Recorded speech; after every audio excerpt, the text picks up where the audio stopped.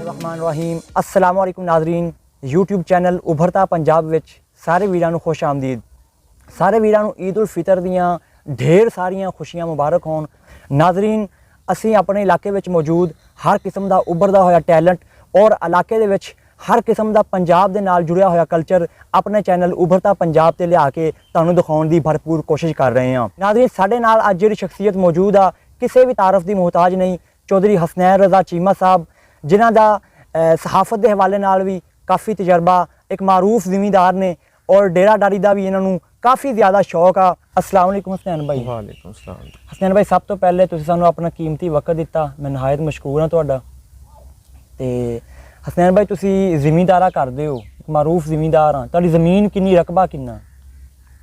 साडे कोल माशाअल्लाह अल्हम्दुलिल्लाह तकरीबन 125 तो 30 एकड़ रकबा साडे कोल। ठीक, यानी 4.5 मरबे, 4.5-5 मरबे, 5 मरबे तो तकरीबन है। ते ये ज़मीन तुसीं जिमीदार आप खुद ही कर रहे हो या ठेके ते दित्ती है? नहीं, कुछ रकबा अपने कोल है तकरीबन 20 किले। ठीक, बाकी सारा रकबा जिहड़ा ना ठेके ते दे दिंदे। ते मुख्तलिफ बंदे ठेके ते फिर रकबा लेंदे ने, ते ओही 20 एकड़ दे विच तुसीं की बीजदे हैं? 20 एकड़ दे विच तकरीबन 4-5 किले ते पट्ठे ही हो जांदे ने ना। अच्छा, जानवरां वगैरह लई। जी जी। ਤੇ ਉਸ ਤੋਂ ਬਾਅਦ ਕੋਈ 5-6 ਕਿੱਲੇ ਮੱਕੀ, ਕੋਈ 7 ਕਿੱਲੇ, ਮਤਲਬ ਜਿਹੜੀ ਵੀ ਫਸਲ ਉਸ ਹਿਸਾਬ ਦੇ ਨਾਲ ਮੌਕੇ ਤੇ ਜਿਹੜਾ ਮੌਸਮ ਹੈ, ਟਾਈਮ ਹੈ ਜਿਹੜਾ, ਉਹ ਫਿਰ ਫਸਲ ਲਗਾ ਦਿੱਤੀ। ਯਾਨੀ ਤੁਸੀਂ ਵੱਡੀ ਫਸਲ ਉਗਾਉਂਦੇ ਹੋ, ਛੋਟੀ ਨਹੀਂ, ਕੋਈ ਸਬਜ਼ੀਆਂ ਵਗੈਰਾ ਨਹੀਂ ਕਾਸ਼ਤ ਕਰਦੇ? ਨਹੀਂ ਨਹੀਂ, ਸਬਜ਼ੀਆਂ ਵਗੈਰਾ ਨਹੀਂ, ਮੱਕੀ, ਕਣਕ। ਹੁਣ ਤੇ ਕਪਾਹ ਤੇ ਬਹੁਤ ਜ਼ਿਆਦਾ ਘਟ ਗਈ ਹੈ ਆਪਣੇ ਇਲਾਕੇ 'ਚ। ਪਹਿਲੀ ਗੱਲ ਹੁੰਦੀ ਨਹੀਂ, ਅਗਰ ਹੋ ਜੇ ਤੇ ਉਹਨਾਂ ਦੀ ਚੁਣਾਈ ਬਹੁਤ ਮੁਸ਼ਕਲ ਹੈ, ਲੇਬਰ ਨਹੀਂ ਮਿਲਦੀ ਜੀ। ਇਹ ਚਿਚਾਵਤੀ ਦੇ ਵਿੱਚ ਕਪਾਹ ਤੁਸੀਂ ਕਿਹਾ ਨਹੀਂ ਹੁੰਦੀ, ਇਹਦਾ ਕੋਈ ਖਾਸ ਵਜ੍ਹਾ? ਕੁਛ ਮੌਸਮੀ ਤਬਦੀਲੀਆਂ, ਮੌਸਮੀ ਅਸਰਾਤ ਜਿਹੜੇ ਨੇ ਉਹ ਬਹੁਤ ਜ਼ਿਆਦਾ ਨੇ ਇਹਦੇ ਤੇ ਦੂਸਰਾ ਇਹ ਵੀ ਹੈ ਕਿ ਜਦੋਂ ਮੈਂ ਤੁਹਾਨੂੰ ਪਹਿਲੇ ਦੱਸਿਆ ਕਿ ਅਗਰ ਹੋ ਵੀ ਜਾਂਦੀ ਹੈ ਤਾਂ ਚੁਣਾਈ ਬਹੁਤ ਮੁਸ਼ਕਲ ਹੈ। ਉਹ ਲੇਬਰ ਨਹੀਂ ਮਿਲਦੀ, ਲੇਬਰ ਮਹਿੰਗੀ ਬਹੁਤ ਹੋ ਗਈ ਹੈ। ਜ਼ਿਮੀਂਦਾਰ ਦੇ ਉੱਤੇ ਹੀ ਪੈ ਜਾਂਦੀ ਕਪਾਹ, ਯਾਨੀ ਕਿ ਉਹਨੂੰ ਫਾਇਦਾ ਕੋਈ ਨਹੀਂ। ਤਕਰੀਬਨ ਪਿਛਲੇ 4-5 ਸਾਲ ਤੋਂ ਤੇ ਇਹ ਹਾਲਾਤ ਨੇ। ਠੀਕ, ਹੁਣ ਤਾਂ ਅਸੀਂ ਤੇ ਲਾਣੀ ਛੱਡ ਦਿੱਤੀ ਹੈ। ਤੁਹਾਡਾ ਸਾਰਾ ਰਕਬਾ 164 ਦੇ ਵਿੱਚ ਹੀ ਆ ਜਾਂ ਕਿਤੇ ਹੋਰ ਵੀ ਤੁਹਾਡੀ ਜ਼ਮੀਨ ਹੈਗੀ ਆ? ਸਾਡਾ ਤਕਰੀਬਨ 100 ਤੋਂ 10 ਏਕੜ ਯਾਨੀ 110 ਏਕੜ ਦੇ ਕਰੀਬ ਇੱਥੇ ਵੇ ਜੀ। ਕੁਛ ਰਕਬਾ ਸਾਡਾ 85-12 ਚ 85-12 ਨੱਬਾ ਮੋੜ। ਠੀਕ ਹੈ। ਉੱਥੇ ਤੁਸੀਂ ਕੀ ਲਾਉਂਦੇ ਆ? ਉੱਥੇ ਸਾਡਾ ਸਾਰਾ ਬਾਗ ਹੈ। ਮਾਲਟਿਆਂ ਦਾ?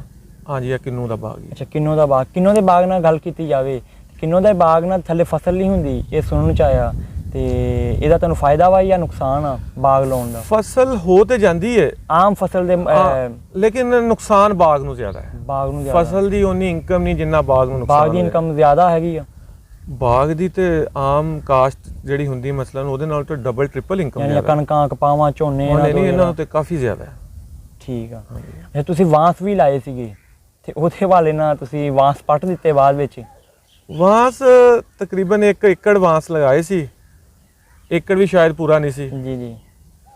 ਉਹ ਉਹਨਾਂ ਪ੍ਰੋਫਿਟੇਬਲ ਕੰਮ ਨਹੀਂ ਸੀ ਉਹ, ਯਾਨੀ ਕਿ ਇੱਕ ਟਾਈਮ ਬਹੁਤ ਲੈਂਦਾ ਸੀ ਉਹ, ਉਹਦੀ ਉਮਰ ਜ਼ਿਆਦਾ ਸੀ ਉਹਦੀ ਤਿਆਰ ਹੋਣ ਲਈ। ਉਹ ਉਹਨਾਂ ਇਨਕਮ ਨਹੀਂ ਸੀ ਮਿਲਦੀ, ਉਹਦੀ ਗਰੋ ਘੱਟ ਕਰਦਾ ਸੀ, ਗਰੋ ਬਹੁਤ ਘੱਟ ਕਰਦਾ ਸੀ। ਹਾਂਜੀ। ਅੱਛਾ ਹਸਨੈਨ ਭਾਈ, ਤੁਸੀਂ ਮਾਸ਼ਾਅੱਲਾ ਇੰਨੀ ਤੁਹਾਡੀ ਜ਼ਮੀਨ ਆ, ਤੁਸੀਂ ਖੁਦ ਜ਼ਿਮੀਂਦਾਰਾ ਕਰ ਰਹੇ ਹੋ ਜਾਂ ਜਿਹੜਾ ਵਾ ਤੁਹਾਡੇ ਨਾਲ ਮੁਲਾਜ਼ਮੀਨ ਹੀ ਰੱਖੇ ਨੇ? ਨਹੀਂ, ਖੁਦ ਤੇ ਬੰਦਾ ਜ਼ਿਮੀਂਦਾਰਾ ਇੰਨਾ ਨਹੀਂ ਕਰ ਸਕਦਾ। ਚਲੋ ਉਹਨਾਂ ਨੂੰ ਕੋਈ ਜ਼ਰੂਰਤ ਦੀਆਂ ਚੀਜ਼ਾਂ ਲਿਆ ਕੇ ਦੇ ਸਕਦਾ ਜਾਂ ਇਸ ਤਰ੍ਹਾਂ ਦਾ ਕੰਮ ਤੇ ਬੰਦਾ ਕਰ ਸਕਦਾ, ਲੇਕਿਨ ਇੰਨਾ ਜ਼ਿਮੀਂਦਾਰਾ ਇਕੱਲਾ ਬੰਦਾ ਤਾਂ ਨਹੀਂ ਕਰ ਸਕਦਾ। ਜ਼ਾਹਰੀ ਗੱਲ ਹੈ ਜੀ, ਮੁਲਾਜ਼ਮੀਨ ਤੇ ਰੱਖਣੇ ਨਹੀਂ, ਮੁਕੰਮਲ ਤੁਸੀਂ ਆਪ ਹੈਂਡਲ ਕਰਦੇ ਆ ਜਾਂ ਤੁਹਾਡੇ ਕੋਈ ਭਾਈ ਹੈਂਡਲ ਕਰਦੇ ਨੇ? ਤੁਹਾਨੂੰ ਮੈਂ ਪਹਿਲੇ ਦੱਸਿਆ ਕਿ ਸਾਡਾ ਜ਼ਿਆਦਾ ਰਕਬਾ ਤੇ ਵੈਸੇ ਹੀ ਠੇਕੇ ਤੇ। ਅੱਛਾ। ਉਹ ਤੇ ਜ਼ਾਹਰੀ ਗੱਲ ਹੈ ਜੀ, ਅਸੀਂ ਠੇਕਾ ਲੈਣਾ ਤੇ ਉਹ ਅਸੀਂ ਫਾਰਗ ਹਾਂ, ਉਹ ਤੇ ਅਗਲੇ ਦੀ ਜ਼ਿੰਮੇਵਾਰੀ ਨਾਲ ਕੀ ਕਰਨਾ। 20 ਏਕੜ ਰਕਬਾ ਜਿਹੜਾ ਤਕਰੀਬਨ ਕੋਲ ਹੈ, ਉਹਦੇ 'ਚ ਫਿਰ 4 ਕੁ ਮੁਲਾਜ਼ਮ ਨੇ। ਕੋਈ ਉਹ ਮਾਲ ਡੰਗਰ ਦਾ ਵੀ ਕਰਦੇ ਨੇ ਤੇ ਜ਼ਿਮੀਂਦਾਰਾ ਵੀ ਨਾਲ ਕਰਦੇ ਨੇ। ਤੁਸੀਂ ਮਾਲ ਡੰਗਰ ਦੀ ਗੱਲ ਕੀਤੀ, ਤੁਹਾਡੇ ਕੋਲ ਜਾਨਵਰ ਕਿੰਨੇ ਆ? ਜਾਨਵਰ ਸਾਡੇ ਕੋਲ ਤਕਰੀਬਨ 25 ਤੋਂ 30 ਹੈ ਨੇ। ਮੱਝਾਂ ਸਾਰੀਆਂ ਜਾਂ ਗਾਵਾਂ? ਮੱਝਾਂ ਗਾਵਾਂ ਮਿਕਸ ਨੇ ਤੇ ਬਸ ਉਹਨੂੰ ਛੋਟੇ ਵੱਡੇ ਪਾ ਕੇ ਨਾ 25 ਤੋਂ 30 ਬਣ ਜਾਂਦੇ। 25 ਤੋਂ 30 ਬਣ ਜਾਂਦੇ। ਮਾਸ਼ਾਅੱਲਾ, ਮੈਂ ਤੁਹਾਡਾ ਡੇਰਾ ਦੇਖਿਆ, ਬਹੁਤ ਵੱਡਾ ਤੁਹਾਡਾ ਡੇਰਾ ਵਾ। ਤੇ ਕਿੰਨਾ ਰਕਬਾ ਬਣ ਜਾਂਦਾ ਡੇਰੇ ਦਾ? ਇਹ ਡੇਰੇ ਦਾ ਤਕਰੀਬਨ 2 ਤੋਂ 2.5 ਏਕੜ ਰਕਬਾ ਬਣ ਜਾਂਦਾ। ਮਿਸਾਲ ਜਿਹਦੇ 'ਚ ਮੱਝਾਂ ਲਈ, ਬੱਕਰੀਆਂ ਲਈ ਛੋਟਾ ਜਿਹਾ ਇੱਕ ਫਾਰਮ, ਦੇਸੀ ਚੂਜ਼ਿਆਂ ਵਗੈਰਾ ਲਈ, ਜਾਂ ਟਿਊਬਲ ਲੱਗਿਆ, ਯਾਨੀ ਕਿ ਇਸ ਤਰ੍ਹਾਂ ਦਾ ਜਿਹੜਾ ਜਗ੍ਹਾ ਬਣ ਜਾਏ 2 ਤੋਂ 2.5 ਏਕੜ। ਛੋਟੇ ਲੈਵਲ ਤੇ ਤੁਸੀਂ ਸ਼ੌਕ ਵਾਵਾ ਪਾ ਲਿਆ, ਬਤਖਾਂ ਦੇਖੀਆਂ, ਮੈਂ ਮੁਰਗੀਆਂ ਦੇਖੀਆਂ, ਤੇ ਇਹਨਾਂ ਤੋਂ ਇਲਾਵਾ ਵੀ ਕੁਝ ਹੈ? ਪਹਿਲੇ ਤੇ ਬਹੁਤ ਸਾਰਾ ਸੀ ਚੀਜ਼ਾਂ ਸੀ ਰੱਖੀਆਂ, ਕੁੱਤੇ, ਕਬੂਤਰ, ਯਾਨੀ ਕਿ ਉਹ ਇਸ ਤਰ੍ਹਾਂ ਦੀਆਂ ਚੀਜ਼ਾਂ ਨਾ ਜਿਹੜੀਆਂ ਕਿ ਆਮ ਰੂਟੀਨ 'ਚ ਲੋਕ ਘਰਾਂ 'ਚ ਪਾਲਦੇ ਨੇ, ਉਹ ਸਾਰਾ ਕੁਝ ਹੈ ਸੀ। ਬਸ ਉਹ ਹੌਲੀ ਹੌਲੀ ਥੋੜੀ ਜਿਹੀ ਇਹਨਾਂ ਨਾਲ ਦਿਲਚਸਪੀ ਘਟਦੀ ਗਈ। ਇਹ ਬਤਖਾਂ ਤੇ ਮੇਰੇ ਵਾਲਿਦ ਸਾਹਿਬ ਨੇ ਉਹ 2 ਕਿਸੇ ਕੋਲ ਲਈਆਂ ਸੀ ਤੇ ਉਹ ਹੀ ਨਸਲ ਚੱਲਦੀ ਆ ਰਹੀ। ਉਹ ਬੱਚੇ ਅੱਗੋਂ ਹੋ ਜਾਂਦੇ ਨੇ, ਉਹ 2-3 ਅਸੀਂ ਰੱਖ ਲਈਦੇ ਨੇ, ਬਾਕੀ ਦੇ ਦਈਦੇ ਨੇ। ਨਹੀਂ ਕੋ 2-3 ਐਵੇਂ ਬਸ ਤੁਰੀਆਂ ਹੁੰਦੀਆਂ ਸ਼ੌਕੀਆ ਤੌਰ ਤੇ। ਬਸ ਸ਼ੌਕੀਆ ਤੌਰ ਤੇ ਤੁਰੀਆਂ। ਅੱਛਾ, ਜਾਨਵਰਾਂ ਦੀ ਗੱਲ ਨੂੰ ਮੈਂ ਅੱਗੇ ਲੈ ਕੇ ਚੱਲਾਂ ਕਿ ਜਾਨਵਰ ਤੁਹਾਡੇ ਕੋਲ 25-30 ਆ, ਇਹਦੇ ਵਾਸਤੇ ਮੁਲਾਜ਼ਮ ਕਿੰਨੇ ਰੱਖੇ ਹੋਏ ਨੇ? ਮੁਲਾਜ਼ਮ ਜਾਂ ਜ਼ਿਮੀਦਾਰਾ ਜਿਹੜਾ ਕਰਦੇ ਮੁਲਾਜ਼ਮ ਉਹੀ? ਹਾਂ, ਉਹ ਇਕੱਠੇ ਹੀ ਹੈ। ਉਹ ਜਦੋਂ ਫਾਰਗ ਹੋਣਾ ਆਪਣਾ ਜਾਨਵਰਾਂ ਤੋਂ, ਆਪਣਾ ਜ਼ਿਮੀਦਾਰੇ ਤੇ ਉਹਨੂੰ ਟਾਈਮ ਦੇ ਲੈਣਾ, ਤੇ ਉਹ ਇਸ ਤਰ੍ਹਾਂ ਹੀ ਮਸਲ ਰਲੇ ਮਿਲੇ ਹੀ ਕੰਮ ਚੱਲਦਾ। ਕੋਈ ਇਹ ਚੀਜ਼ ਕੋਈ ਨਹੀਂ ਕਿ ਮਿਸਾਲ ਇਕੱਲਿਆਂ ਦਾ ਸੈਪਰੇਟ ਨਹੀਂ ਹੈ ਉਹਨਾਂ ਦਾ। ਅੱਛਾ, ਤੇ ਮੱਝਾਂ ਪਾਲਣੀਆਂ ਮੁਸ਼ਕਲ ਆ ਬਨਿਸਬਤ ਗਾਏ ਦੇ? ਤੁਹਾਡੇ ਕੋਲ ਮੱਝਾਂ ਦੇ ਆਦਾ? ਨਹੀਂ, ਮੱਝਾਂ ਪਾਲਣੀਆਂ ਸੌਖੀਆਂ ਨੇ। ਨਹੀਂ, ਮੇਰੇ ਖਿਆਲ ਨਾਲ ਔਖੀਆਂ, ਨਾਜ਼ਰੀਨ ਵੀ ਕਹਿੰਦੇ ਨੇ ਔਖੀਆਂ, ਕਿ ਉਹਨਾਂ ਨੂੰ ਨਵਾਉਣਾ ਪੈਂਦਾ ਰੋਜ਼ਾਨਾ, ਉਹਦੇ ਵਾਸਤੇ ਕੋਈ ਇਕਦਾਮਾਤ ਕੀਤੇ ਨੇ? ਮੈਂ ਤੁਹਾਨੂੰ ਦੱਸਦਾ, ਸਾਡੇ ਜਿਹੜਾ ਮੌਸਮ ਹੈ ਨਾ, ਜਿਵੇਂ ਗਰਮੀ ਦਾ ਮੌਸਮ ਹੈ, ਗਾਵਾਂ ਜਿਹੜੀਆਂ ਨੇ ਉਹਨਾਂ ਨੂੰ ਗਰਮੀ ਜ਼ਿਆਦਾ ਲੱਗਦੀ ਹੈ। ਹਾਂਜੀ, ਉਹਨਾਂ ਲਈ ਫਿਰ ਪ੍ਰੋਪਰ ਇੰਤਜ਼ਾਮ ਕਰਨਾ, ਉਹਨਾਂ ਨੂੰ ਸਾਰਾ ਸੈਟਅਪ ਉਹਨਾਂ ਲਈ ਨਾ ਉਹ ਥੋੜਾ ਜਿਹਾ ਮੁਸ਼ਕਲ ਹੋ ਜਾਂਦਾ। ਜੀ ਜੀ। ਜਿਹੜੀਆਂ ਮੱਝਾਂ ਨੇ ਸਾਡੇ ਮੌਸਮਾਂ ਦੇ ਵਿੱਚ ਰਲ ਗਈਆਂ ਨੇ। ਇਹ ਸਾਡੇ ਇੱਥੇ ਇਹਨਾਂ ਨੂੰ ਕਲਚਰ ਨਾਲ ਰਲ ਗਈਆਂ ਨੇ, ਇਹਨਾਂ ਨੂੰ ਐਡਾ ਮਸਲਾ ਨਹੀਂ ਹੈ। ਜ਼ਾਹਰੀ ਗੱਲ, ਜਾਨਵਰ ਕੋਈ ਵੀ ਰੱਖਣਾ ਹੈ ਤੁਸੀਂ, ਉਹਨੂੰ ਟਾਈਮ ਦੇਣਾ ਪੈਣਾ ਹੈ, ਉਹ ਮੁਸ਼ਕਲ ਤੇ ਹੈ ਹੀ ਹੈ, ਲੇਕਿਨ ਉਹ ਇੰਨਾ ਮੁਸ਼ਕਲ ਨਹੀਂ ਮੱਝਾਂ ਦਾ ਗਾਵਾਂ ਦੀ ਨਿਸਬਤ ਮੇਰੇ ਹਿਸਾਬ ਨਾਲ। ਤੇ ਇਹ ਬਾਕੀ ਹਰ ਬੰਦੇ ਨੇ ਜਿਹਦਾ ਜ਼ਿਆਦਾ ਤਜਰਬਾ ਜਿਸ ਚੀਜ਼ 'ਚ ਹੋਵੇ ਉਹਨੂੰ ਜ਼ਿਆਦਾ ਪਤਾ। ਬਿਲਕੁਲ। ਤੇ ਮੱਝਾਂ ਦੇ ਤੁਸੀਂ ਕੋਈ ਨਵਾਉਣ ਲਈ ਕੋਈ ਤਲਾਬ ਬਣਾਇਆ ਵਾ, ਜਾਂ ਤੁਸੀਂ ਪੈਪ ਵਗੈਰਾ ਨਾਲ ਨਵਾਉਂਦੇ ਆ? ਨਹੀਂ, ਇੰਨੀਆਂ ਨੂੰ ਪਾਈਪ ਨਾਲ ਨਹਾਉਣਾ ਤੇ ਵੈਸੇ ਹੀ ਮੁਸ਼ਕਲ ਕੰਮ ਹੋ ਜਾਂਦਾ। ਇਹ ਹਾਊਸ ਵਗੈਰਾ ਬਣਾਇਆ, ਮਿਸਾਲ 3 ਤੋਂ 4 ਮਰਲੇ ਦਾ ਨਾ ਪੱਕਾ। ਉਹ ਸ਼ਾਮ ਨੂੰ ਜਾਂ ਸਵੇਰ ਜਦੋਂ ਨਹਾਉਣੀਆਂ ਨੇ, ਉਹ ਹਵੇਲੀ 'ਚ ਖੋਲੀ ਦੀਆਂ ਨੇ ਤੇ ਉਹ ਸਿੱਧੀਆਂ ਉਹਦੇ ਵਿੱਚ ਹਾਊਸ 'ਚ ਉਹ ਪੱਕਾ ਬਣਿਆ, ਤਕਰੀਬਨ 3-4 ਮਰਲੇ ਦਾ। ਉਹਦੇ 'ਚ ਫਿਰ ਉਹ ਸਾਰੀਆਂ ਨਹਾ ਕੇ ਪਾਣੀ ਪੀ ਕੇ ਤੇ ਆਪਣਾ ਬਾਹਰ ਆ ਜਾਂਦੀਆਂ। ਅੱਛਾ ਬਈ ਹਸਨੈਨ, ਤਲਾਬ ਦੀ ਗੱਲ ਤੁਸੀਂ ਕੀਤੀ, ਤੇ ਤਲਾਬ ਦੇ ਹਵਾਲੇ ਨਾਲ ਪਾਣੀ ਜਿਹੜਾ ਉਹਦਾ ਰੋਜ਼ਾਨਾ ਤੁਸੀਂ ਬਦਲਦੇ ਆ, ਜਾਂ ਕੋਈ ਟਰਬੈਨ ਵਗੈਰਾ, ਜਾਂ ਕੀ ਉਹਦਾ ਸਿਸਟਮ ਆ? ਨਹੀਂ, ਪਾਣੀ ਜਿਹੜਾ ਨਾ ਸਾਡੀ ਨਹਿਰ ਦੇ ਵਿੱਚੋਂ ਇੱਕ ਮੋਗਾ, ਜਿਹੜਾ ਸਰਕਾਰੀ ਮੋਗਾ ਜਿਹੜਾ ਨਿਕਲਦਾ ਹੈ। ਹਾਂਜੀ, ਨਹਿਰੀ ਪਾਣੀ। ਹਾਂ, ਨਹਿਰੀ ਪਾਣੀ। ਉਹ ਇੱਕ ਸਾਈਡ ਤੋਂ ਤਲਾਬ ਦੇ ਵਿੱਚ ਗਿਰਦਾ ਹੈ, ਹਾਂਜੀ, ਦੂਸਰੀ ਸਾਈਡ ਤੋਂ ਉਹ ਨਿਕਲ ਜਾਂਦਾ ਹੈ। ਯਾਨੀ ਕਿ ਉਹ ਪੂਰਾ ਲੈਵਲ ਹੈ, ਇੱਕ ਸਾਈਡ ਤੋਂ ਪਾਣੀ ਆਏਗਾ, ਦੂਜੀ ਸਾਈਡ ਤੋਂ ਉਹਨਾਂ ਬਾਹਰ ਨਿਕਲਣਾ ਹੀ ਨਿਕਲਣਾ, ਕਿਉਂਕਿ ਭਰੇ ਆ ਉਹ ਪਾਣੀ ਖੁਦ ਬਖੁਦ ਚੇਂਜ ਹੁੰਦਾ ਰਹਿੰਦਾ। ਸਰਕਾਰੀ ਨਹਿਰ ਦਾ ਪਾਣੀ। ਤੇ ਇਹਦਾ ਸਰਕਾਰੀ ਨਹਿਰ ਦਾ ਪਾਣੀ ਇਦਾਂ ਹੀ ਖਾਲੇ, ਸਰਕਾਰੀ ਖਾਲੇ ਦੇ ਨਾਲ? ਸਰਕਾਰੀ ਪਾਣੀ ਹੈ ਜੀ। ਨਹੀਂ, ਇਹ ਮਨਜ਼ੂਰ ਕਰਵਾਇਆ ਪਹਿਲੇ, ਜਦੋਂ ਬਿਜਲੀ ਵਗੈਰਾ ਨਹੀਂ ਸੀ ਹੁੰਦੀ, ਉਦੋਂ ਜ਼ਾਹਰੀ ਗੱਲ ਜਿੰਨਾ ਜਾਨਵਰ ਵਗੈਰਾ ਰੱਖੇ ਸੀ ਉਹਨਾਂ ਨੇ ਪਾਣੀ ਪਿਲਾਉਣ ਦਾ ਕੋਈ ਐਡਾ ਪ੍ਰੋਪਰ ਇੰਤਜ਼ਾਮ ਨਹੀਂ ਸੀ ਹੁੰਦਾ। ਫਿਰ ਇਹ ਨਹਿਰਾਂ ਜਿਹੜੀ ਨਿਕਲਦੀਆਂ ਸੀ, ਨਹਿਰਾਂ ਦੇ ਜਿਹੜੇ ਖਾਲੇ ਨੇ ਉਹਨਾਂ ਤੇ ਉਹ ਹਾਊਸ ਮਨਜ਼ੂਰ ਹੋ ਜਾਂਦੇ ਸੀ, ਇਹਨਾਂ ਦਾ ਤਲਾਬ ਦਾ ਪਾਣੀ ਉਹ ਫਿਰ ਉਹ ਮਨਜ਼ੂਰ ਹੋਇਆ ਸੀ। ਇੱਕ ਸਹਾਰੀਆ ਵੱਛਾ ਰੱਖਿਆ ਜਿਹੜਾ ਭੱਜਣ ਵਾਲਾ, ਦੌੜ ਵਾਲਾ, ਉਹਦੇ ਹਵਾਲੇ ਨਾਲ ਤੁਸੀਂ ਸ਼ੌਕ ਕਰਦੇ ਆ, ਭਜਾਉਣੇ ਵੀ ਆ, ਜਾਂ ਸਿਰਫ ਸ਼ੌਕੀਆ ਰੱਖਿਆ ਤੁਸੀਂ? ਨਹੀਂ, ਉਹ ਵੱਛਾ ਨਾ ਤੇ ਅਸੀਂ ਦੜਾਉਂਦੇ ਆ। ਉਹ ਇੱਕ ਮੰਡੀ 'ਚ ਗਏ ਸੀ ਮੇਰੇ ਚਾਚੂ ਲੁੱਡਣ, ਮੁਹੰਮਦ ਅਹਿਮਦ ਚੀਮਾ ਮੇਰੇ ਚਾਚੂ ਨੇ, ਸਾਰਾ ਕਾਰੋਬਾਰ ਸਾਡਾ ਮੇਨ ਉਹੀ ਹੈਂਡਲ ਉਹੀ ਕਰਦੇ ਨੇ, ਸਰਪ੍ਰਸਤ। ਹਾਂਜੀ, ਸਰਪ੍ਰਸਤ ਜੀ। ਤੇ ਉਹਨਾਂ ਨੂੰ ਪਸੰਦ ਆਇਆ, ਉਹਨਾਂ ਨੇ ਲੈ ਆਂਦਾ ਤੇ ਬਸ ਉਹ ਲਿਆ ਕੇ ਬੰਨ੍ਹ ਦਿੱਤਾ ਸੀ।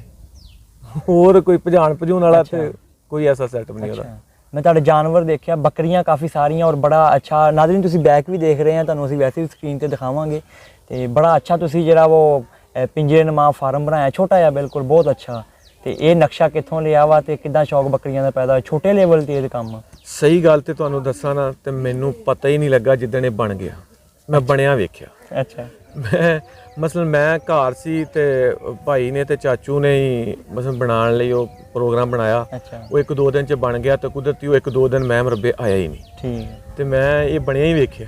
ਹੁਣ ਮੈਨੂੰ ਨਹੀਂ ਪਤਾ ਉਹਨਾਂ ਨੇ ਕਿੱਥੋਂ ਨਕਸ਼ਾ ਲਿਆ ਤੇ ਕਿਵੇਂ ਬਣਾਇਆ। ਠੀਕ ਆ। ਬੱਕਰੀਆਂ ਮਾਸ਼ਾਅੱਲਾ ਕਾਫੀ ਰੱਖੀਆਂ ਵਾ, ਤੇ ਬੱਕਰੀਆਂ 'ਚ ਕੋਈ ਮੁਨਾਫਾ ਵੀ ਹੋ ਰਿਹਾ? ਅਜੇ ਤੇ ਸਾਡਾ ਜੀ ਇਹ ਕੰਮ ਹੈ ਨਵਾਂ ਮਤਲਬ ਅਜੇ ਸਾਲ ਵੀ ਨਹੀਂ ਹੋਇਆ ਇਹਨੂੰ ਸਟਾਰਟ ਕੀਤਿਆਂ ਨੂੰ। ਅਜੇ ਤੇ ਨਸਲ ਲੈ ਕੇ ਨਸਲ ਤਿਆਰ ਕਰ ਰਹੇ ਆ, ਫਿਰ ਅੱਗੇ ਵੇਖਾਂਗੇ ਇਨਸ਼ਾਅੱਲਾ। ਬਾਕੀ ਜਿਹੜਾ ਸਾਡੇ ਹਦੀਸ ਕੁਰਾਨ ਮਜੀਦ 'ਚ ਜਾਂ ਅਸੀਂ ਮੌਲਮਾ ਕਰਾਮ ਕੋਲ ਸੁਣਦੇ ਆ, ਬੱਕਰੀਆਂ ਪਾਲਣਾ ਬਰਕਤ ਹੈ, ਬਾਈ ਸੇ ਬਰਕਤ ਹੈ। ਤੇ ਜ਼ੇਨ ਇਹ ਸੀ ਕਿ ਚਲੋ ਬਰਕਤ ਲਈ ਰੱਖੀਆਂ। ਹਾਂਜੀ, ਬਰਕਤ ਇਹਦੇ ਤਬਰਕ। ਹਾਂਜੀ, ਤਬਰਕ ਹੀ ਲਾ ਲਓ। ਅੱਛਾ, ਵੈਸੇ ਬੱਕਰਾ ਤੁਹਾਡਾ ਵੇਖਿਆ ਮਾਸ਼ਾਅੱਲਾ 2 ਬੱਕਰੇ ਆ, ਬੜੇ ਉੱਚੇ ਬੱਕਰੇ ਨੇ। ਤੇ ਇਹ ਵੀ ਬੱਕਰੀਆਂ ਦੇ ਨਾਲ ਹੀ ਲਾਇਆ ਸਾਲ ਪਹਿਲੋਂ, ਜਾਂ ਪਹਿਲੋਂ ਦੇ ਸਾਂਭ ਰਹੇ ਤੁਸੀਂ? ਨਹੀਂ, ਪਹਿਲੇ ਤੇ ਸਾਡੇ ਰਕਬੇ ਦੇ ਡੇਰੇ ਦੇ ਵਿੱਚ ਬੱਕਰੀ ਹੈ ਹੀ ਕੋਈ ਨਹੀਂ ਸੀ ਸਾਡੇ ਕੋਲ।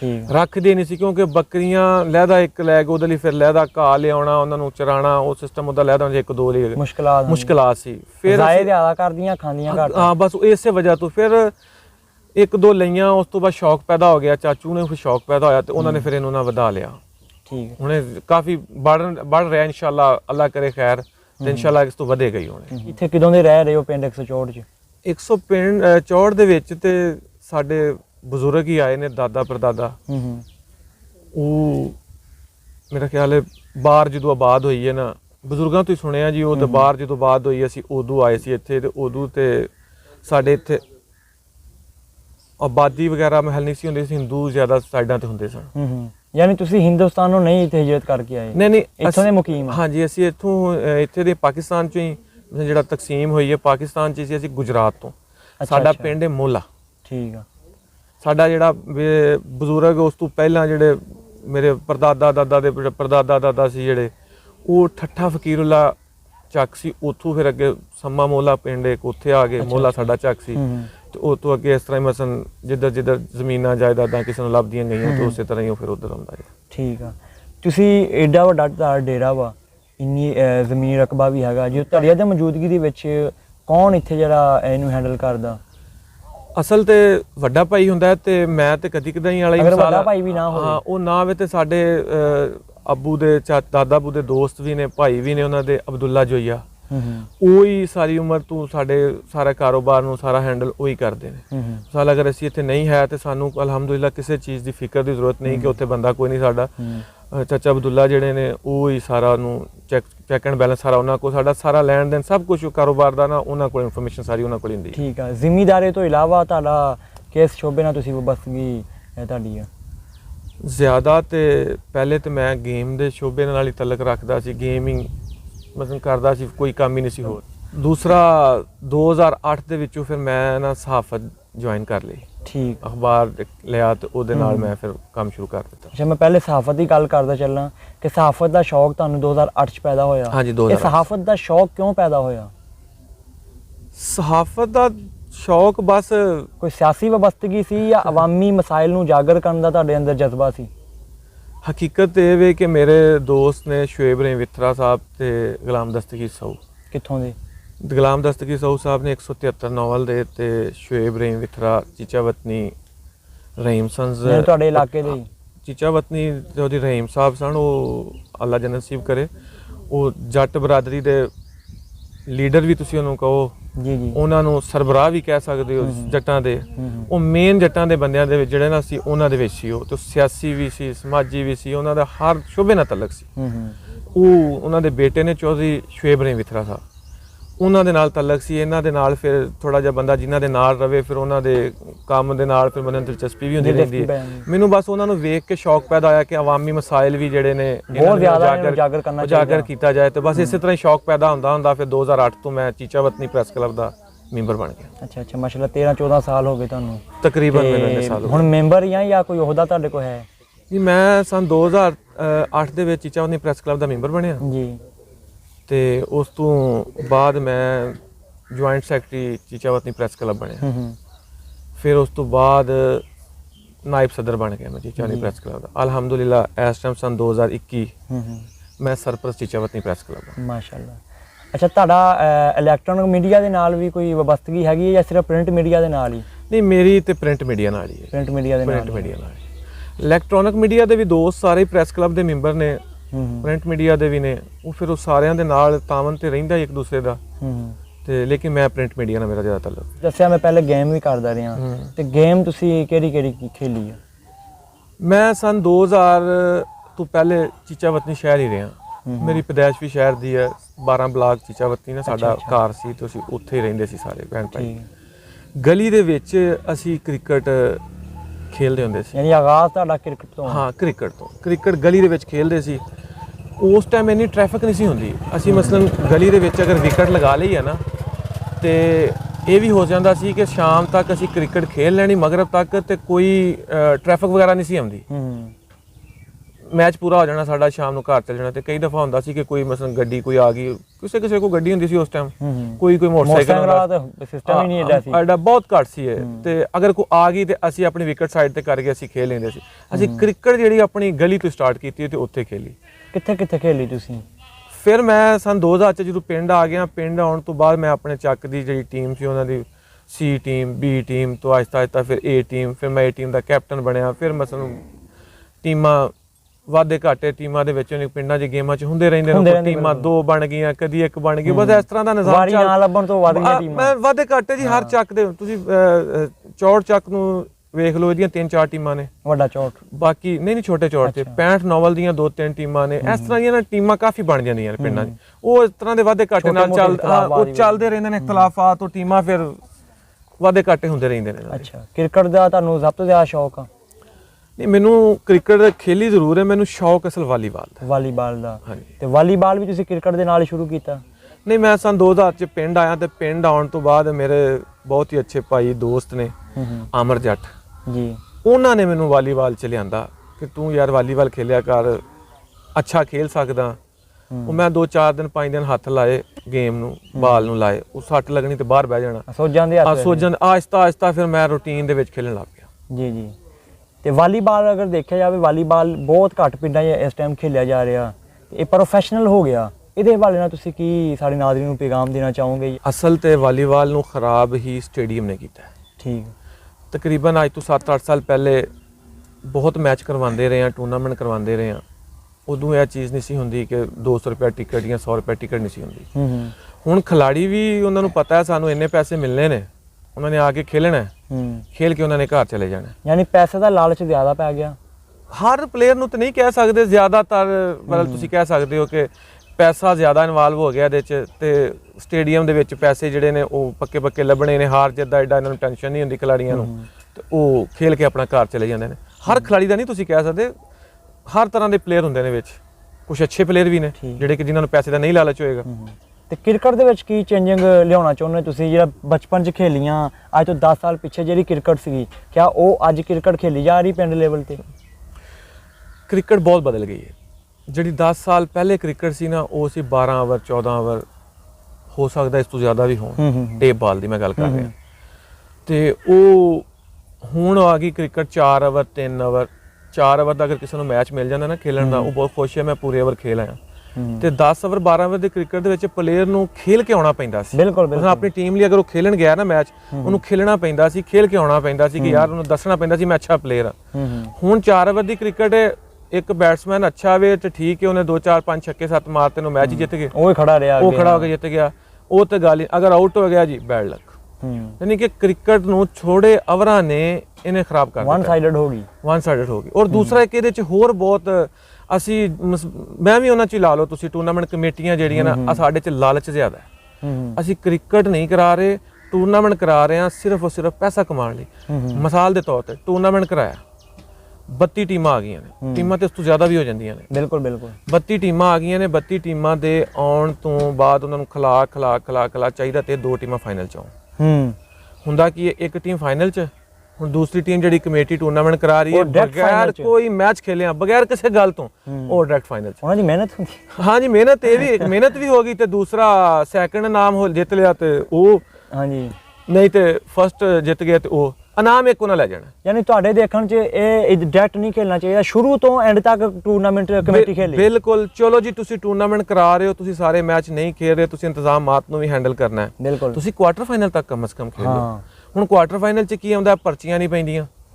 ਆਉਂਦੇ ਨੇ ਜੀ, ਪਰਚੀਆਂ ਨਹੀਂ ਪਾਈਆਂ, ਉਹ ਫਲਾਣੀ 2 ਟੀਮਾਂ ਜੀ ਮਾੜੀਆਂ ਲੈ ਆਓ ਅੱਗੇ, ਉਹਨਾਂ ਨਾਲ ਆਪ ਖੇਲ ਕੇ ਅੱਗੇ ਆ ਜਾਓ। ਜੇ ਕੋਈ ਟੀਮ ਫਾਈਨਲ ਡਾਇਰੈਕਟ ਨਹੀਂ ਖੇਡਦੀ, ਲੇਕਿਨ 90% ਤੇ ਖੇਲਦੀਆਂ ਫਾਈਨਲ ਨਾਲ ਡਾਇਰੈਕਟ, ਉਹ ਤੇ ਗੱਲ ਹੀ ਕੋਈ ਨਹੀਂ ਨਾ। ਮੈਂ ਤੇ ਆਪਣੇ ਤਹਿਸੀਲ ਚੀਚਾਵਤਨੀ, ਬੂਰੇਵਾਲਾ, ਇਹਨਾਂ ਦੋਵਾਂ ਤਹਿਸੀਲਾਂ ਵਿੱਚ ਤੇ ਨਹੀਂ ਵੇਖਿਆ ਕੋਈ, ਸ਼ਾਇਦ ਹੀ ਕੋਈ 100 ਦੇ ਵਿੱਚੋਂ ਕੋਈ 5-7 ਥੱਲੇ ਖੇਲ ਕੇ ਤਾਂ ਜਾਵੇ, ਖੇਲ ਕੇ ਆਈ ਹੋਵੇ। ਅੱਛਾ ਹਸਨੈਨ ਭਾਈ, ਜਿਨ੍ਹਾਂ ਦੇ ਚੱਕਾਂ ਦੇ ਵਿੱਚ, ਇਲਾਕਿਆਂ ਦੇ ਵਿੱਚ ਖੇਲਾਂ ਦੇ ਮੈਦਾਨ ਆਬਾਦ ਨੇ, ਉਹਨਾਂ ਦੇ ਹਸਪਤਾਲ ਬੇਆਬਾਦ ਨੇ, ਖੇਲਾਂ ਸਿਹਤ ਬਣਾਉਂਦੀਆਂ, ਤੇ ਤੁਸੀਂ ਇਹਦੇ ਹਵਾਲੇ ਨਾਲ ਸਾਡੇ ਨਾਜ਼ਰੀਨ ਨੂੰ ਕੀ ਪੈਗਾਮ ਦੇਣਾ ਚਾਹੋਗੇ? ਪੈਗਾਮ ਇਹਦੇ ਮੁਤਲਕ ਕੀ ਦੇਣਾ ਜੀ, ਸਾਰਿਆਂ ਨੂੰ ਇਸ ਗੱਲ ਦਾ ਪਤਾ ਹੈ ਜੀ, ਉਹ ਜਿਹੜੀ ਜਿਸ ਤਰ੍ਹਾਂ ਤੁਸੀਂ ਪਹਿਲੇ ਕਹਿ ਦਿੱਤੀ ਹੈ ਕਿ ਜਿੱਥੇ ਖੇਡਾਂ ਨੇ ਉੱਥੇ ਹਸਪਤਾਲ ਵੀਰਾਨ ਨੇ। ਬਿਲਕੁਲ, ਇਹ ਸੱਚੀ ਗੱਲ ਹੈ। ਤੇ ਦੂਸਰਾ, ਆ ਜਿਹੜੀ ਸ਼ਾਮ ਨੂੰ ਮੁੰਡੇ ਬਾਹਰ ਨਿਕਲਦੇ ਨੇ, ਕਦੀ ਉੱਥੇ ਖਲੋ ਕਦੀ ਉਸ ਗਲੀ 'ਚ ਖਲੋ, ਇਹ ਕੰਮ ਘਟ ਜਾਂਦਾ ਅਗਰ ਗਰਾਊਂਡ 'ਚ ਅਵਾਰਾਪਨ ਖਤਮ ਹੋ ਜਾਂਦਾ, ਇਹ ਕੰਮ ਖਤਮ ਹੋ ਜਾਂਦਾ। ਇਹ ਚੀਜ਼ਾਂ ਮੈਂ ਖੁਦ ਸਾਰਾ ਦਿਨ ਮੋਬਾਈਲ 'ਚ ਰਹਿਣਾ ਜੀ, ਮੈਂ ਕਿਸੇ ਨੂੰ ਕੀ ਆਖਾਂਗਾ।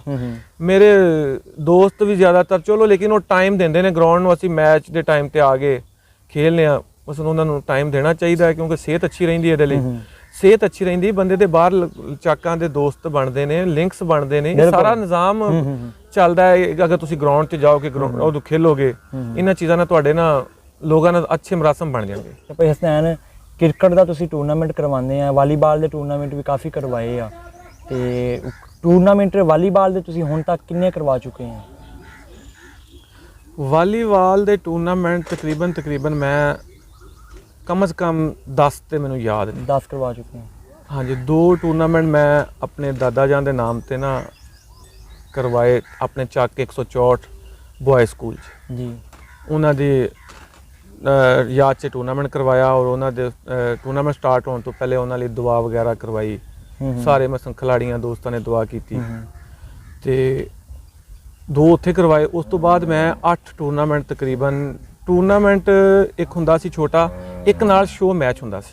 ਸ਼ੋਅ ਮੈਚ ਤੁਸੀਂ ਕਹਿ ਸਕਦੇ ਹੋ ਕਿ ਜਿਹਦੇ 'ਚ Pakistani shooting volleyball international player ਵੀ ਹੁੰਦੇ ਸੀ ਤੇ ਦੂਸਰੇ ਨੈਸ਼ਨਲ ਪਲੇਅਰ ਵੀ, ਜਿਹੜੇ ਅੱਛੀਆਂ 2 ਟੀਮਾਂ ਬਣਾ ਕੇ ਨਾ ਉਹ ਸੀ ਇੱਕ ਮੈਚ ਕਰਵਾਉਂਦੇ ਸੀ। ਨਾਜ਼ਰੀਨ ਨੂੰ ਇੰਜੋਏ ਕਰਾਉਂਦੇ ਸੀ। ਉਦੋਂ ਤੇ ਇਹ ਕੰਮ ਨਹੀਂ ਸੀ ਨਾ ਹੁੰਦਾ ਟਿਕਟਾਂ ਵਗੈਰਾ ਵਾਲਾ, ਉਦੋਂ ਤੇ ਆਪਣੇ ਸਿਰ ਤੇ ਆਪ ਹੀ ਕਰਾਉਣਾ ਤੇ ਆਪ ਹੀ ਕਰਨਾ ਸਾਰਾ ਕੁਝ। ਤੇ ਮੇਰੇ ਨਾਲ ਇੱਕ ਟੀਮ ਦਾ ਤਾਵਾਂ ਨਹੀਂ ਤੁਸੀਂ ਕਹਿ ਸਕਦੇ ਉਹਨੂੰ, ਰਾਣਾ ਮਕਬੂਲ ਸਾਹਿਬ 170 ਨੋਵਲ ਦੇ, ਉਹ ਟੀਮ ਇੱਕ ਦਿੰਦੇ ਸੀ। ਇੱਕ ਟੀਮ ਮੈਂ ਖੁਦ ਬਣਾਉਂਦਾ ਸੀ ਔਰ ਬਾਕੀ ਮੈਂ ਇੰਤਜ਼ਾਮ ਵਗੈਰਾ ਕਰਾਉਂਦਾ ਸੀ। 68 ਮੋੜ ਠੀਕ, ਉੱਥੇ ਫਿਰ ਅਸੀਂ ਮੈਚ ਕਰਵਾਉਂਦੇ। ਤੇ ਵਾਲੀਬਾਲ ਦੇ ਜਿਹੜੇ ਤੁਹਾਡੇ ਕੋਈ ਪਸੰਦੀਦਾ ਪਲੇਅਰ ਨੈਸ਼ਨਲ ਲੈਵਲ ਤੇ, ਯਾਨੀ ਕਿ ਜਿਹੜੇ ਤੁਹਾਨੂੰ ਪਸੰਦ ਹੋਣ, ਜਿਹੜਾ ਦੀ ਗੇਮ ਤੁਹਾਨੂੰ ਇੰਪ੍ਰੈਸ ਹੋਵੋ ਤੁਸੀਂ, ਯਾਰ ਵਾਕਿਆ ਇਦਾਂ ਦੀ ਗੇਮ ਮੈਂ ਕਰਾਂ? ਮੈਂ ਵਾਲੀਬਾਲ 'ਚ ਮੇਰੇ ਉਸਤਾਦ ਵੀ ਨੇ, ਮੇਰੇ ਦੋਸਤ ਵੀ ਨੇ, ਅੱਲਾ ਉਹਨਾਂ ਨੂੰ ਜੰਨਤ ਨਸੀਬ ਕਰੇ, ਆਮੀਨ, ਰਿਆਜ਼ ਅਹਿਮਦ ਜੰਡੀਰ ਸਾਹਿਬ ਜੀ। ਉਹ ਮੈਲਸੀ ਤੋਂ ਤਲਕ ਰੱਖਦੇ ਸੀ ਤੇ 62 ਚੱਕ ਕੇ ਸਾਡੇ ਇੱਥੇ ਤਕਰੀਬਨ ਕਾਂ ਵਾਲੇ ਬੰਗਲਾ ਦਾ ਏਰੀਆ ਬਣ ਜਾਂਦਾ। ਉੱਥੇ ਉਹ ਰਹਿੰਦੇ ਸੀ, ਉੱਥੇ ਉਹ ਗੇਮ ਕਰਵਾਉਂਦੇ ਸੀ ਔਰ ਉਹ ਅੱਛੇ ਪਲੇਅਰ ਸੀ। ਮੇਰੇ ਉਸਤਾਦ ਵੀ ਤੇ ਮੇਰੇ ਪਸੰਦੀਦਾ ਪਲੇਅਰ ਵੀ। ਉਹਨਾਂ ਨੂੰ ਵੇਖ ਕੇ ਮੈਨੂੰ ਵਾਲੀਬਾਲ ਦਾ ਜ਼ਿਆਦਾ ਸ਼ੌਕ ਹੋਇਆ ਔਰ ਉਸ ਤੋਂ ਬਾਅਦ ਉਹਨਾਂ ਦੇ ਰੈਫਰੈਂਸ ਨਾਲ ਹੀ, ਉਹਨਾਂ ਦੇ ਤਲਕ ਨਾਲ ਹੀ ਮੇਰਾ ਤਲਕ ਬਣਿਆ ਤਾਰ ਸਲੀਮ ਲੂਣਾ, ਤਾਰੀ ਲੂਣਾ ਜਿਹਨੂੰ ਆਉਂਦੇ ਅਲਮਾਰੂਫ। ਹਾਂਜੀ, ਉਹ ਫੈਸਲਾਬਾਦ 238 ਆਵਾਨ ਵਾਲੇ ਚੱਕ ਦਾ। ਔਰ ਇੱਕ ਮੇਰਾ ਦੋਸਤ ਹੈ ਬਹੁਤ ਅੱਛਾ, ਅਤਾਉਲਾ ਖਾਰੀਆਂ ਤੋਂ, ਸਾਡੇ ਪੁਰਾਣੇ ਜ਼ਿਲ੍ਹੇ ਦਾ ਵੀ ਹੈ ਤੇ ਸਾਡਾ ਉਹ ਬਹੁਤ ਪਿਆਰਾ ਦੋਸਤ ਵੀ ਹੈ। ਤੇ ਰਿਆਜ਼ ਸਾਹਿਬ ਤੋਂ ਬਾਅਦ ਫਿਰ ਇਹ 2 ਪਲੇਅਰ ਹੀ ਮਤਲਬ ਮੇਨ ਜਿਹੜੇ ਮੇਰੇ ਤਲਕ ਵਾਲੇ ਸੀ, ਕਿਉਂਕਿ ਮੈਚ ਹੋਣਾ, ਇਹਨਾਂ ਨੂੰ ਬੁਲਾਉਣਾ, ਇਹਨਾਂ ਦੇ ਕੋਲ ਜਾਣਾ ਆਉਣਾ, ਖੇਲਣਾ। ਮੈਨੂੰ ਇਹਨਾਂ ਦੀ ਗੇਮ, ਇੱਕ ਬਿੱਲਾ ਕਸ਼ਮੀਰੀ ਹੁੰਦਾ ਸੀ ਇਹਨਾਂ ਦੇ ਨਾਲ, ਉਹ ਵੀ ਸਾਡਾ ਬਹੁਤ ਅੱਛਾ ਦੋਸਤ ਸੀ। ਇਹਨਾਂ ਦੇ ਨਾਲ ਮੇਰੇ ਜ਼ਿਆਦਾ ਫਿਰ ਨਾ ਤਲਕ ਤੇ ਗੇਮ ਤੇ ਅੱਗੇ ਪਿੱਛੇ ਸਾਰਾ ਰਿਹਾ। ਯਾਨੀ ਉਹਨਾਂ ਨੂੰ ਤੁਸੀਂ ਖਾਸ ਬੁਲਾਉਂਦੇ ਹੁੰਦੇ ਸੀ? ਹਾਂ, ਖਾਸ ਬੁਲਾਉਂਦੇ ਸੀ। ਲੇਕਿਨ ਉਹ ਜਿਹੜਾ ਇੱਕ ਮੈਨੂੰ ਹੁੰਦਾ ਨਾ ਕਿ ਗੇਮ ਵੀ ਤਾਰ ਸਲੀਮ ਲੂਣਾ ਦੀ ਬਹੁਤ ਅੱਛੀ ਹੈ। ਔਰ ਉਸ ਤੋਂ ਬਾਅਦ ਇੱਕ ਉਹਨਾਂ ਵਾਲੀਬਾਲ ਦਾ, ਜਿਹਨੂੰ ਤੁਸੀਂ ਕਹਿ ਸਕਦੇ ਹੋ ਕਿ ਜਿਹਨੂੰ ਕੋਈ ਬੰਦਾ ਉਹਦੇ ਨਾਲ ਸ਼ਖਸੀ ਇਖਤਲਾਫ ਤੇ ਕਰ ਸਕਦਾ ਸ਼ਖਸੀਅਤ ਦਾ, ਪਰ ਗੇਮ ਦਾ ਨਹੀਂ, ਉਹ ਹੈ ਰਾਏ ਨੂਰ ਹਯਾਤ ਖਰਲ, ਜਿਹਨੂੰ ਤੁਸੀਂ ਕਹਿ ਸਕਦੇ ਹੋ ਕਿ ਵਾਲੀਬਾਲ ਦੀ ਮਾਂ ਹੈ। ਅੱਛਾ। ਗੇਮ ਉਹਦੀ ਵੀ ਬਹੁਤ ਪਸੰਦ ਸੀ। ਇਹਨਾਂ ਦੇ ਮੈਚ ਪਾਕਿਸਤਾਨ ਦੀ ਕਿਸੇ ਨੁੱਕਰ ਤੇ ਹੁੰਦੇ ਸੀ, ਮੈਨੂੰ ਪਤਾ ਲੱਗ ਜਾਂਦਾ ਸੀ, ਮੈਨੂੰ ਕੀ ਮੇਰੇ ਚਾਚੂ ਨੂੰ, ਮੇਰੇ ਭਾਈ ਨੂੰ, ਫਲਾਂ ਜਗ੍ਹਾ ਤੇ ਮੈਚ ਹੈ, ਅਸੀਂ ਨਿਕਲ ਜਾਣਾ। ਅਸੀਂ ਮੈਚ ਤੇ ਸਵੇਰ ਜਾਣਾ, ਨਿਕਲਣਾ ਜਿਸ ਟਾਈਮਿੰਗ ਦੇ ਹਿਸਾਬ ਨਾਲ। ਜੇ ਰਾਤ ਨੂੰ ਘਰ ਆਏ ਆ, ਸੁੱਤੇ ਆ, ਸਵੇਰ ਫਿਰ ਨਿਕਲ ਕੇ, ਰਾਤ ਦਾ ਮੈਚ ਆ, ਰਾਤੀ ਨਿਕਲ ਗਏ। ਯਾਨੀ ਕਿ ਅਸੀਂ ਬਹੁਤ ਟਾਈਮ ਜ਼ਾਇਆ ਕੀਤਾ ਇਹਦੇ। ਫਿਰ ਆਹਿਸਤਾ ਆਹਿਸਤਾ ਵਾਲੀਬਾਲ ਵੀ ਪ੍ਰੋਫੈਸ਼ਨਲ ਜ਼ਿਆਦਾ ਹੋ ਗਿਆ। ਉਹ ਫਿਰ ਖਿਲਾੜੀਆਂ ਦੀਆਂ ਵੀ ਕੁਝ ਕ੍ਰਿਕਟ ਦੇ ਹੁਣ ਤੱਕ ਜਿਹੜਾ ਵਾ ਕਿੰਨੇ ਤੁਸੀਂ ਮੈਚ ਕਰਵਾਏ ਟੂਰਨਾਮੈਂਟ? ਕ੍ਰਿਕਟ ਦੇ ਤੇ ਹਸਨੈਨ ਭਾਈ ਮੈਨੂੰ ਤੇ ਯਾਦ ਹੀ ਕੋਈ ਨਹੀਂ ਆ। ਬਹੁਤ ਜ਼ਿਆਦਾ। ਲਾਸਟ ਟੂਰਨਾਮੈਂਟ ਅਸੀਂ ਕਰਵਾਇਆ, ਮੇਰਾ ਇੱਕ ਦੋਸਤ ਹੈ ਰਾਣਾ ਹਾਮਦ, ਬਿੱਲਾ ਨਾਲ ਦਾ ਚੱਕ ਕੇ ਆਪਣੇ ਵੱਡਾ ਚੌੜ, ਉੱਥੋਂ ਮਾਰ ਜ਼ਾਹਦ, ਅੱਛਾ, ਸੈਫੁਰ ਰਹਿਮਾਨ ਜੱਟ, ਅਦਨਾਨ ਦਾਨੀ, ਅਸੀਂ 4-5 ਨੇ ਮਿਲ ਕੇ ਪਲਾਨ ਕੀਤਾ ਸੀ ਇਹਨੂੰ ਕਰਾਉਣ ਦਾ। ਤੇ ਫਿਰ ਨਾਲ ਸਾਡੇ ਬਹੁਤ ਜ਼ਿਆਦਾ ਜਿਹੜਾ ਨਾ ਤਾਵਨ ਕੀਤਾ ਰਾਣਾ ਫਾਰੂਕ ਨੰਬਰਦਾਰ ਦੀ। ਅਗਰ ਮੈਂ ਗੱਲ ਕੀਤੀ ਜਾਂ ਕਰਦਾ ਚੱਲਾਂ ਕਿ ਕ੍ਰਿਕਟ ਤੇ ਬਹੁਤ ਜ਼ਿਆਦਾ ਖਰਚਾ ਆਉਂਦਾ, ਤਕਰੀਬਨ ਲੱਖ, 1.25 ਲੱਖ, 2 ਲੱਖ ਤੱਕ ਜਾਂਦਾ ਜਾਂ ਚੰਗਾ ਅੱਛਾ ਮੈਚ। ਹਾਂਜੀ, ਇਹ ਤੇ ਅਗਰ ਤੁਸੀਂ ਟੀਮ ਕਿਸੇ ਨੂੰ ਦਿੱਤੀ ਉੱਥੇ ਤੇ ਲੱਖ 1.5 ਲੱਖ ਖਰਚਾ ਤੇ ਐਵੇਂ ਹੀ ਹੋ ਜਾਂਦਾ। ਤੁਸੀਂ ਫਿਰ ਖੁਦ ਜੇਬ ਚਲਾਉਂਦੇ ਆ ਜਾਂ ਤੁਹਾਡੇ ਨਾਲ ਕੋਈ ਤਾਵਨਕਾਰ ਕੁਛ ਹੱਦ ਪਹੁੰਚਾ? ਨਹੀਂ, ਦੋਸਤ ਜ਼ਾਹਰੀ ਗੱਲ ਹੈ ਜੀ, ਨਾਲ ਹੀ ਦੋਸਤਾਂ ਦੀ ਮੁਹੱਬਤ ਨਾਲ ਹੀ ਹੁੰਦੀ ਹੈ। ਮੈਂ ਐਵੇਂ ਆਖਾਂ ਜੀ ਮੈਂ ਇਕੱਲਾ ਹੀ ਕਰਨਾ, ਨਹੀਂ, ਇਸ ਤਰ੍ਹਾਂ ਨਹੀਂ। ਮਿਸਾਲ ਦੇ ਤੌਰ ਤੇ ਟੂਰਨਾਮੈਂਟ ਮੇਰੇ ਇਲਾਕੇ 'ਚ ਮੈਂ ਟੀਮ ਖਿਲਾਣੀ ਇੱਥੇ। ਹੂੰ ਮੇਰੇ ਦੂਸਰੇ ਦੋਸਤ ਨੇ ਖਿਲਾੜੀ ਜਿਹੜੇ ਨੇ ਰਹਿਮਾਨ ਸਿਕੰਦਰ, ਖੁਰਮ ਸ਼ਾਹ ਜਿਹੜੇ ਨਜ਼ਦੀਕ ਦੇ ਨੇ, ਜਲਾਤ ਖਾਂ, ਅਕਬਰ ਭੋਲੀ, ਇਲਾਕਾਈ ਪਲੇਅਰ, ਫਾਹਦ ਮੀਆਂ ਚੰਨੂ ਤੋਂ, ਇਹ ਜਿਹੜੇ ਮੇਰੇ ਦੋਸਤ ਨੇ ਇਹ ਮਸਲਨ ਅਗਰ ਦੂਰੋਂ ਆਉਂਦੇ ਨੇ ਸਾਡੇ ਨਾਲ ਫੁੱਲ ਤਾਵਨ ਕਰਦੇ ਨੇ। ਲੇਕਿਨ ਇਹਨਾਂ ਤੋਂ ਹਟ ਕੇ ਇੱਕ ਮੇਰੇ ਦੋਸਤ ਵੀ, ਚਾਚਾ ਵੀ, ਉਸਤਾਦ ਵੀ, ਕ੍ਰਿਕਟ ਦਾ ਯਾਰ ਵੀ, ਸਾਰਾ ਕੁਝ ਹੀ, ਰਾਣਾ ਫਰੂਕ ਨੰਬਰਦਾਰ ਤੇ ਰਾਣਾ ਅਰਫਾਨ-ਉੱਲਾ, ਇਹ ਮੇਰੇ ਨਾਲ ਕ੍ਰਿਕਟ 'ਚ ਬਹੁਤ ਜ਼ਿਆਦਾ ਤਾਵਨ ਕਰਦੇ ਨੇ। ਇਹਨਾਂ ਦਾ ਪਿੰਡ 365 EB ਅੱਡਾ ਸ਼ਾਹਜਨੇਰ। ਇਹ ਦੋ ਬੰਦੇ ਜਿਹੜੇ ਨੇ ਜ਼ਿਮੀਂਦਾਰ ਵੀ ਨੇ ਆਪਣੇ ਇਲਾਕੇ ਦੇ, ਸਿਆਸੀ ਸਮਾਜੀ ਸ਼ਖਸੀਅਤ ਵੀ ਨੇ ਤੇ ਹਰ ਤਰ੍ਹਾਂ ਦਾ ਤਾਵਨ ਵੀ ਕਰਦੇ ਨੇ ਸਾਡੇ। ਸੋਸ਼ਲ ਮੀਡੀਆ ਇਸਤੇਮਾਲ ਕਰਦੇ ਆ, ਸੋਸ਼ਲ ਮੀਡੀਆ ਦੇ ਯੂਜ਼ਰ ਜਿਹੜੇ ਨੇ ਉਹਨਾਂ ਨੂੰ ਕੀ ਪੈਗਾਮ ਦੇਣਾ ਚਾਹੋਗੇ? ਤੁਹਾਡਾ ਮੈਂ ਸੋਸ਼ਲ ਮੀਡੀਆ ਦੇਖਿਆ ਬਹੁਤ ਹੀ ਮੁਹੱਜ਼ਬ ਤਰੀਕੇ ਨਾਲ ਤੁਸੀਂ ਪੋਸਟ ਕਰਦੇ ਆ, ਤੇ ਜਿਹੜੇ ਸਾਡੇ ਵਰਗੇ ਨੇ ਇਲਮ ਕੰਮ ਰੱਖਣ ਵਾਲੇ, ਬਸ ਉਹ ਪੋਸਟ ਆਈ ਤੇ ਲਾਤੀ ਉਹਨਾਂ ਨੇ, ਕੀ ਪੈਗਾਮ ਦੇਣਾ ਚਾਹੋਗੇ? ਆਪਸ 'ਚ ਲੜਾਈਆਂ ਬਹੁਤ ਵੱਧ ਗਈਆਂ, ਪਿੰਡ ਲੈਵਲ ਤੇ, ਸਿਆਸੀ ਲੈਵਲ ਤੇ, ਮਜ਼ਹਬੀ ਲੈਵਲ ਤੇ ਬਹੁਤ ਲੜਾਈਆਂ ਫੈਲ ਗਈਆਂ। ਇਹਦੇ 'ਚ ਪੈਗਾਮ ਮੇਨ ਤੇ ਇਹੀ ਹੈ ਮੇਰੀ ਤਰਫੋਂ ਤੇ ਕਿ ਸਭ ਤੋਂ ਪਹਿਲਾਂ ਤੇ ਬਰਦਾਸ਼ਤ ਜਿਹੜੀ ਬੰਦੇ 'ਚ ਨਾ ਉਹ ਹੋਣੀ ਚਾਹੀਦੀ। ਅਗਰ ਤੁਸੀਂ ਸੋਸ਼ਲ ਮੀਡੀਆ ਇਸਤੇਮਾਲ ਕਰਦੇ ਹੋ ਤੁਹਾਨੂੰ ਬਰਦਾਸ਼ਤ ਕਰਨ ਦੀ ਵੀ ਕੁਵਤ ਬਰਦਾਸ਼ਤ ਤੁਹਾਡੀ ਜਿਹੜੀ ਆ ਇਹ ਵੀ ਹੋਣੀ ਚਾਹੀਦੀ ਹੈ। ਉਹਦੀ ਵਜ੍ਹਾ ਹੈ ਵੀ ਮਿਸਾਲ ਦੇ ਤੌਰ ਤੇ ਮੈਂ ਨਵਾਜ਼ ਸ਼ਰੀਫ ਦੇ ਖਿਲਾਫ ਪੋਸਟ ਲਾਤੀ ਹੈ ਔਰ ਮੈਂ ਇਮਰਾਨ ਖਾਨ ਨੂੰ ਸਪੋਰਟ ਮਿਸਾਲ ਕਰਦਾ, ਤੇ ਜ਼ਾਹਰੀ ਗੱਲ ਹੈ ਜੀ ਨਵਾਜ਼ ਸ਼ਰੀਫ ਦੇ ਸਪੋਰਟਰ ਜਿਹੜੇ ਨੇ ਉਹ ਇਮਰਾਨ ਖਾਨ ਨੂੰ ਫਿਰ ਮਾਫੀ ਤੇ ਨਹੀਂ ਦੇਣਗੇ। ਬਿਲਕੁਲ ਬਿਲਕੁਲ। ਇਹਦਾ ਮਤਲਬ ਇਹ ਵੀ ਕਿ ਮੈਂ ਇਮਰਾਨ ਖਾਨ ਦੇ ਹੀ ਖਿਲਾਫ ਹਾਂ। ਉਹ ਕਿਸ ਤਰ੍ਹਾਂ ਕਿ ਮੈਂ ਨਵਾਜ਼ ਸ਼ਰੀਫ ਦੇ ਖਿਲਾਫ ਲਾਈਏ, ਕਿੰਨੀਆਂ ਮੁਖਾਲਫ ਉਹਦੀਆਂ ਪੋਸਟਾਂ ਇਮਰਾਨ ਖਾਨ ਦੇ ਲੋਕ ਲਾਣਗੇ ਇਸੇ ਗੁੱਸੇ ਦੇ ਵਿੱਚ ਲਾਉਣਗੇ। ਕਿਉਂ ਨਾ ਮੈਂ ਖਿਲਾਫ ਲਾਵਾਂ ਹੀ ਨਾ, ਉਸ ਤਰ੍ਹਾਂ ਦੀ ਉਹਨੂੰ ਤਨਕੀਦ ਦਾ ਨਿਸ਼ਾਨਾ ਬਣਾਵਾਂ ਹੀ ਨਾ ਕਿ ਜਿਹੜਾ ਮੇਰੇ ਕਿਸੇ ਲੀਡਰ ਨੂੰ ਵੀ ਕੋਈ ਤਨਕੀਦ ਦਾ ਨਿਸ਼ਾਨਾ ਬਣਾਵੇ। ਮੈਨੂੰ ਤਨਕੀਦ ਜਿਹੜੀ ਨਾ ਇਹ ਬਿਲਕੁਲ ਨਹੀਂ ਅੱਛੀ ਲੱਗਦੀ। ਰੋੜੇ ਦਾ ਜਵਾਬ ਪੱਥਰ ਨਹੀਂ ਤੁਸੀਂ ਲੈਣਾ ਚਾਹੁੰਦੇ। ਮੈਂ ਇਹ ਮੇਰੀ ਤੁਸੀਂ ਫੇਸਬੁੱਕ ਵਗੈਰਾ, WhatsApp ਵਗੈਰਾ, ਟਵਿੱਟਰ ਵਗੈਰਾ ਜਾਂ ਇਹ ਜਿਹੜੇ ਸੋਸ਼ਲ ਮੀਡੀਆ ਇਸਤੇਮਾਲ ਕਰਦੇ ਜੋ ਵੀ ਇੰਸਟਾਗ੍ਰਾਮ ਵਗੈਰਾ ਜਿੰਨੀਆਂ ਵੀ ਐਪ ਨੇ ਇਹਨਾਂ ਤੁਸੀਂ ਚੈੱਕ ਕਰ ਲਓ, ਮੈਂ ਕਦੀ ਕਿਸੇ ਦੇ ਖਿਲਾਫ ਇਸ ਤਰ੍ਹਾਂ ਦੀ ਕੋਈ ਤਨਕੀਦ ਦੀ ਪੋਸਟ ਨਹੀਂ ਕੀਤੀ। ਨਿਊਟਰਲ ਲੈਵਲ ਤੇ ਕਰਨੀ ਹੈ, ਥੋੜਾ ਜਿਹਾ ਫਨੀ ਹੋ ਜੇ, ਠੀਕ ਹੈ, ਉਹਦੇ ਤਨਕੀਦ ਵੀ ਹੋਵੇ, ਥੋੜਾ ਜਿਹਾ ਮਜ਼ਾਕ ਵੀ ਹੋਵੇ, ਅਗਲਾ ਗੁੱਸਾ ਵੀ ਨਾ ਕਰੇ। ਲੇਕਿਨ ਸਾਡੇ ਤੇ ਸਿੱਧੀਆਂ ਗਾਲਾਂ ਮੈਂ ਤੇ ਵੇਖ ਕੇ ਹੈਰਾਨ ਆ, ਕਰਦੇ ਕੀ ਬਿਲਕੁਲ ਇਦਾਂ ਹੀ। ਔਰ ਮੈਂ ਦੇਖੋ ਮਜ਼ੇ ਦੀ ਗੱਲ ਤੁਹਾਨੂੰ ਦੱਸਣਾ, ਮੈਂ ਆਪਣੀ ਪੂਰੀ ਜ਼ਿੰਦਗੀ, ਮੈਂ ਬਾਹਰ ਦੀ ਨਹੀਂ ਗੱਲ, 164 ਨੋਵਲ ਦੇ ਵਿੱਚ ਕੋਈ ਇੱਕ ਬੰਦਾ ਐਸਾ ਨਹੀਂ ਵੇਖਿਆ ਜਿਹਨੇ ਆਪਣੀ ਪੂਰੀ ਜ਼ਿੰਦਗੀ 'ਚ ਇੱਕ ਨਿਸ਼ਾਨ ਤੇ ਸਟੈਂਪ ਕੀਤਾ ਹੋਵੇ। ਮਿਸਾਲ ਤੀਰ ਤੇ ਤੀਰ ਦੇ ਨਾਲ, ਜੇ ਸ਼ੇਰ ਤੇ ਸ਼ੇਰ ਦੇ ਨਾਲ, ਇਸ ਤਰ੍ਹਾਂ ਦਾ ਬੰਦਾ ਮੈਂ ਯਾਨੀ ਵਕਤ ਦੇ ਲਿਹਾਜ਼ ਨਾਲ ਬਦਲ ਦੇ ਕਰੇ ਭਾਈ ਜਾਨ, ਵਕਤ ਨਾਲ ਲਿਹਾਜ਼ ਨਾਲ ਤੁਸੀਂ ਅਸੀਂ ਸਾਰੇ ਲੋਕ ਹੀ ਵਿੱਚੇ ਹੀ ਮੈਂ ਸਿਰਫ ਕੈਂਡੀਡੇਟ ਨੂੰ ਪਸੰਦ ਕਰਨੇ ਆ, ਬੰਦੇ ਨੂੰ ਸ਼ਖਸੀ ਵੋਟ ਦਿੰਨੇ ਆ, ਆਪਣਾ ਸ਼ਖਸੀ ਵੋਟ ਵਾਲੇ ਆ। ਜਾਂ ਬਰਾਦਰੀ ਲੈਵਲ ਤੇ ਵੋਟ ਪਾਉਣੇ, ਬਰਾਦਰੀ ਲੈਵਲ ਆ ਜਾਵੇ, ਉਹੀ ਗੱਲ ਆ ਗਈ ਨਾ, ਸ਼ਖਸੀ ਆ ਗਿਆ ਨਾ, ਬਰਾਦਰੀ ਵੀ ਆ ਗਿਆ ਤਾਂ ਸ਼ਖਸੀਅਤ ਜਿਹੜੀ ਉਹ ਬਰਾਦਰੀ ਦੀ ਆ ਗਈ, ਉਹ ਉਸੇ ਤਰ੍ਹਾਂ ਹੀ ਆ ਜਾਂਦਾ। ਇਹ ਸਾਡੇ ਤੇ ਵੋਟ ਜਿਹੜਾ ਨਾ ਉਹ ਪਾਰਟੀ ਨੂੰ, ਇਹ ਨਜ਼ਰੀਏ ਨੂੰ ਵੋਟ ਤੇ ਹੁਣ ਰਿਹਾ ਹੀ ਕੋਈ ਨਹੀਂ। ਵੈਸੇ ਤੁਸੀਂ ਪਿੰਡ ਲੈਵਲ ਤੇ ਕਮੇਟੀ ਬਣਾਈ ਆ, ਅਲ ਮਦਦਗਾਰ ਮੇਰਾ ਖਿਆਲ ਕਮੇਟੀ ਦਾ ਨਾਮ ਆ, ਤੁਸੀਂ ਕਾਫੀ ਕੰਮ ਵੀ ਕੀਤੇ ਹੋਣਗੇ, ਤੇ ਤੁਹਾਡਾ ਫਿਊਚਰ ਪਲਾਨ ਕੀ ਆ? ਤੁਹਾਡਾ ਉਹਨੂੰ ਸਰਪ੍ਰਸਤ ਹੈਂਡਲ ਕੌਣ ਕਰ ਰਿਹਾ? ਕਿੰਨੇ ਉਹਦੇ ਮੈਂਬਰ ਨੇ?